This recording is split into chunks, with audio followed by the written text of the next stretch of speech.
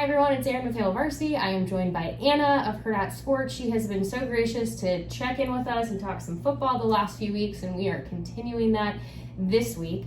And as many of you asked after the conversation about the offensive line, we are going to talk quarterbacks because Nebraska officially kicks off fall camp in less than a week's time now. It's actually just days away.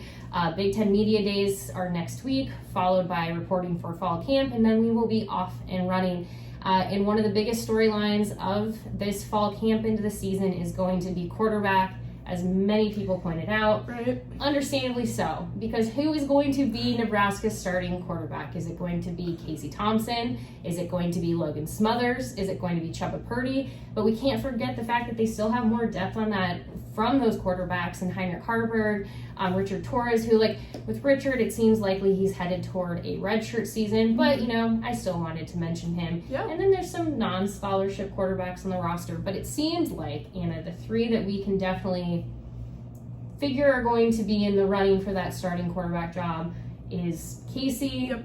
Logan, and Chubba. So that is where we're going to focus today. For sure. All right, let's dive in. Yeah. Where should we start? Let's start with Casey Thompson. Sure. We do know this. He seems like, it's so hard to say the likely front runner, but it seems like the likely front runner. He definitely has experience at the Power 5 level in a way that Nebraska is looking. You also don't bring somebody like him to Nebraska without him definitely having this be the position to lose, or the spot to lose. Right. So what are your thoughts? Yeah, I think Casey Thompson is the guy week 0. I think he will be wanting to prove himself. I've heard a lot of things about Casey just back against the wall.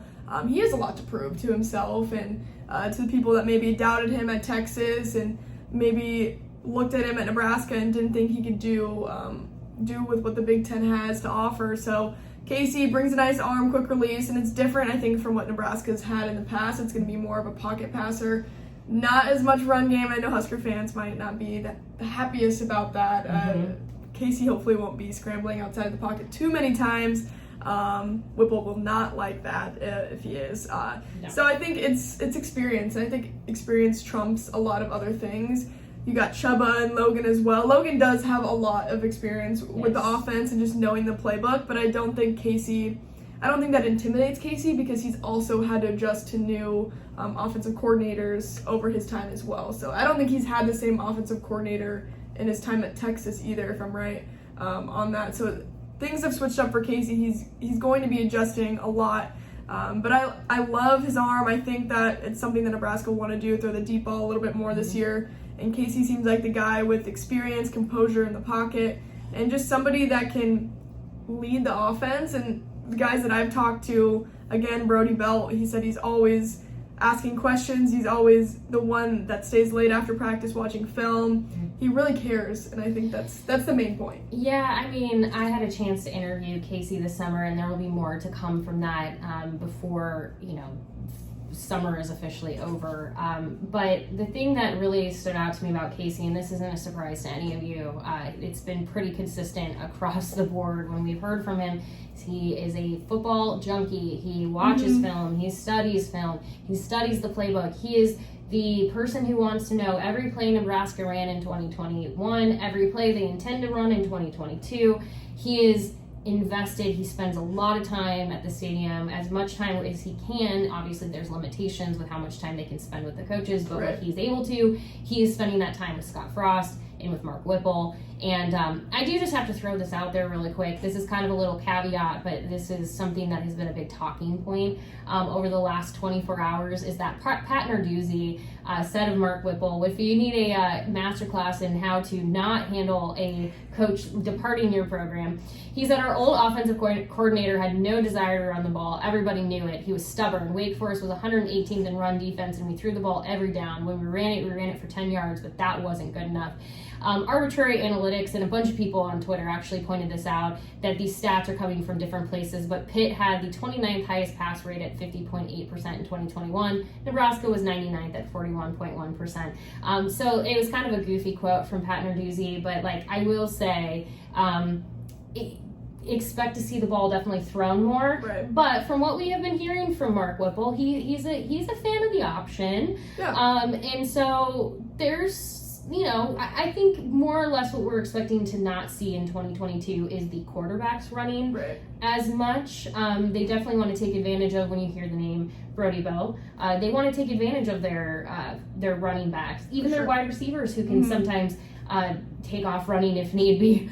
I mean, there's a lot of opportunity here. I mean, I think that's kind of a little bit of what this offense is. You might see some running backs doing a little receiving. You're going to see a little bit of there's going to be some switching. A little creativity, I think. Sure. So again, goofy quote from Pat Narduzzi. Yeah, I love that, but I even just said his name wrong. I didn't even say it right, and so anybody who wants to point that out, that's fine.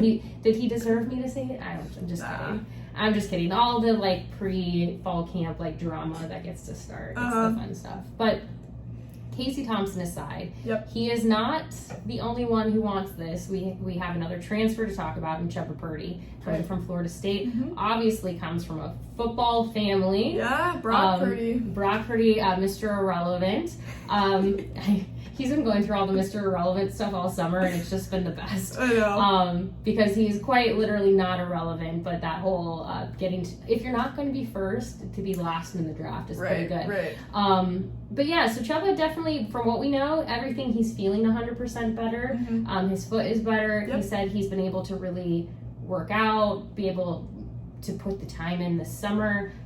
Sounds like things are going well for him. Right, and then another piece on Whipple, he talked to his high school coaches, Chubba's high school coaches, and they said that he has a stronger arm and more athletic than his older brother Brock. So, whoa, if that means anything, Brock, go have a conversation. I know, yeah.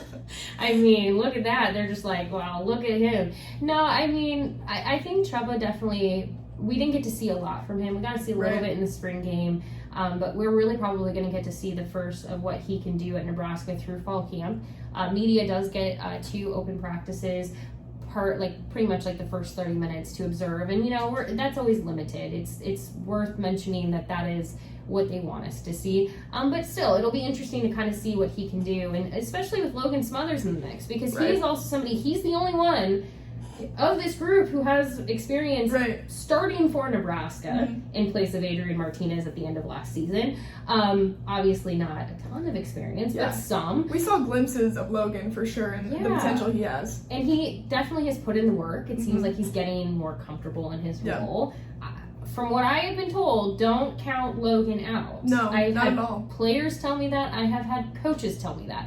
Logan is just as much in the conversation as Chubba and Casey. Yep, I've heard the same exact thing, and the biggest thing to me is that Logan has been making Casey better and pushing him in practice, and that's exactly what you want from your quarterback room. Is no one's getting comfortable with, I'm going to be second string or third string. No, these guys are going after it, making sure that they have their voice heard in the offense and making sure that they get their reps in and do a great job at that, because again, we don't know the starter for week 0, and Logan is very much so in that conversation. And if you're wondering when we're going to find out, I'm just going to say we won't know until as close to that Northwestern game as possible. I think, and there's a little strategy to this in the sense that you don't really need Pat Fitzgerald and Northwestern knowing exactly what's going on. If you can keep them guessing and have to prep for multiple quarterbacks, it's not a bad thing. I wouldn't even be surprised if we saw multiple quarterbacks in the game as well. I totally think that it could be Logan coming in on certain downs and Casey, maybe he starts the game, but that doesn't count out. Chubba coming in, apparently is the best arm on the team, better than Casey, just has a cannon. That's what Brody Bell described him as, to me at least. But so maybe those longer downs, Chubba comes in, who knows? It's completely up in the air. I mean, I really enjoyed this. Brandon Vogel, so we have been doing a top 10 most intriguing Huskers over the last couple of months at HailVarsity.com, and it has finalized. So this video is perfectly timed because we have officially hit number 1, and number 1 is a 3-man race between Casey Thompson, Chubba Purdy, and Logan Smothers, because you really can't pick one over the other right now. And I really appreciated this line from Brandon. He said, maybe this August race is decided by experience. Maybe it's by who can make all of their throws. Maybe it's the intangibles. Maybe the coaches already know. But we don't, which is why we are not calling it yet. Right. We don't know what's ultimately the thing is Mark Whipple might know who that person is today. He very well could, but he has not. He's got a good poker face for the most part. He's pretty honest too. That's the part I should say is he tells you. like he told us in the spring that Casey was like the front runner at that point. But at the same time, like when I say he has a good poker face, is like at the same time I'm like, do I take that at face value? Are you pulling my leg here? But I think that that's good because he's still, you know, he was clear that was where they were that day. It wasn't this is where we are permanently. It was today, this is where we're at. We only know so much, honestly. Like, you never know what's happening, even, like, psychologically with the guys or with the coaches. So there's so much more that we don't see. So, again, we can't make a call. Brandon's correct.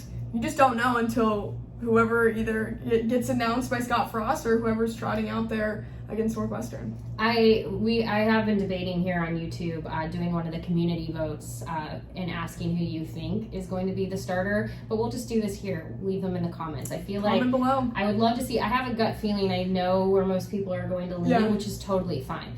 I am just kind of the belief at the end of the day, even if it ends up being Casey, like you mentioned, Logan will have pushed him to be better. Right. Chubba will have pushed him to be better. And then if you're Chubba or Logan, like, you know, competing for that backup spot is just as important because you just don't know what could happen. Right. You don't know if Casey's going to stick around for 2 years. He does have 2 years of eligibility at Nebraska, but like he might say one and done if it's a good season. You never know. I mean, that would imply that Nebraska's had a really good winning season as well. Yep.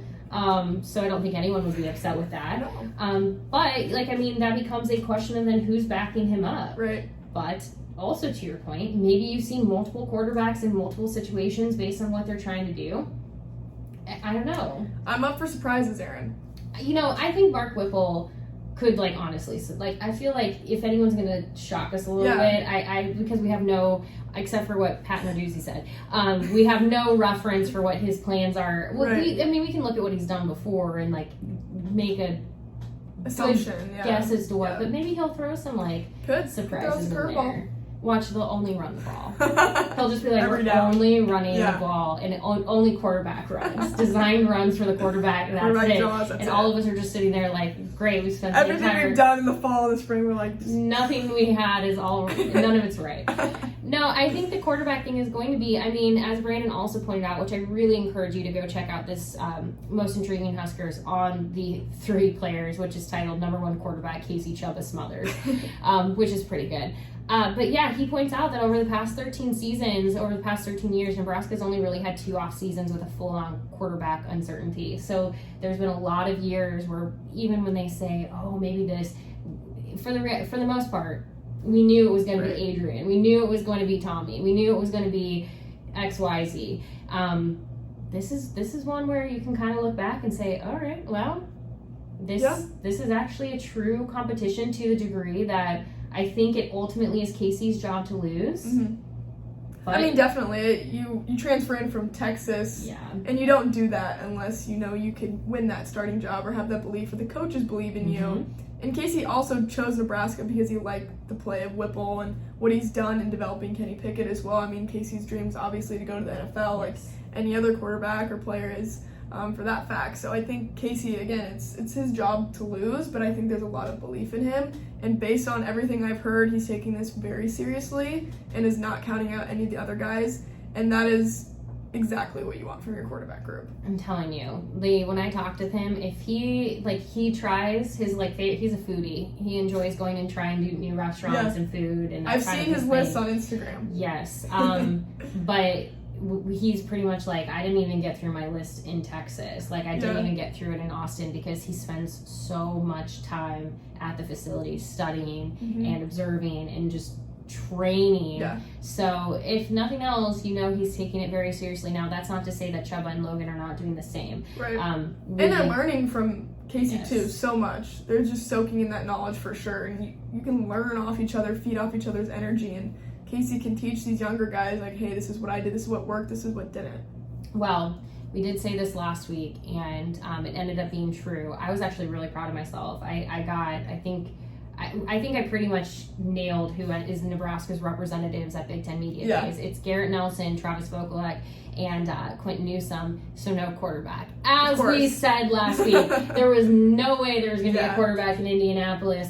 But we will actually be in Indy next week, and we will have all of the coverage for you. Nebraska is going to be on a bit of an unconventional schedule, whereas most teams won't actually start their podiums, interviews until the afternoon on Tuesday of next week. Nebraska will be in the morning because Nebraska has to get back to Lincoln. They report. They report for fall camp that afternoon. Yep. Fan day is from 6 to 8 p.m. or I think 6 to 7:30 p.m. So, there's just no time to waste. They're going to be basically the moment Scott Frost is done speaking at I think it's 10:15 Central. I have to remember that it's the Eastern time zone. But the second he's done, they are going to be on their way to the airport, get on their jet, head on back to Lincoln, and report for fall camp. So it's going to be full steam ahead. We will have coverage of it all. Our first availability, where we will be able to tell you what's going on for practice, will be Friday of next week. So it's going to be a lot. It's going to be fun. We'll see what happens. If you have a topic that you want us to dive into, some of you have, which are topics that will be great for us to cover once we're able to talk to some of the coaches and players starting in fall camp. But if there's something for either Big Ten Media Days or for next week's video where you'd like us to dive into that, please leave them in the comments below. Also tell us who you think is going to be the starting quarterback. We'd love to hear your guesses. I can already kind of guess who most of you are going to pick, but maybe you have a curveball that you're going to throw our way. Maybe Whipple will comment.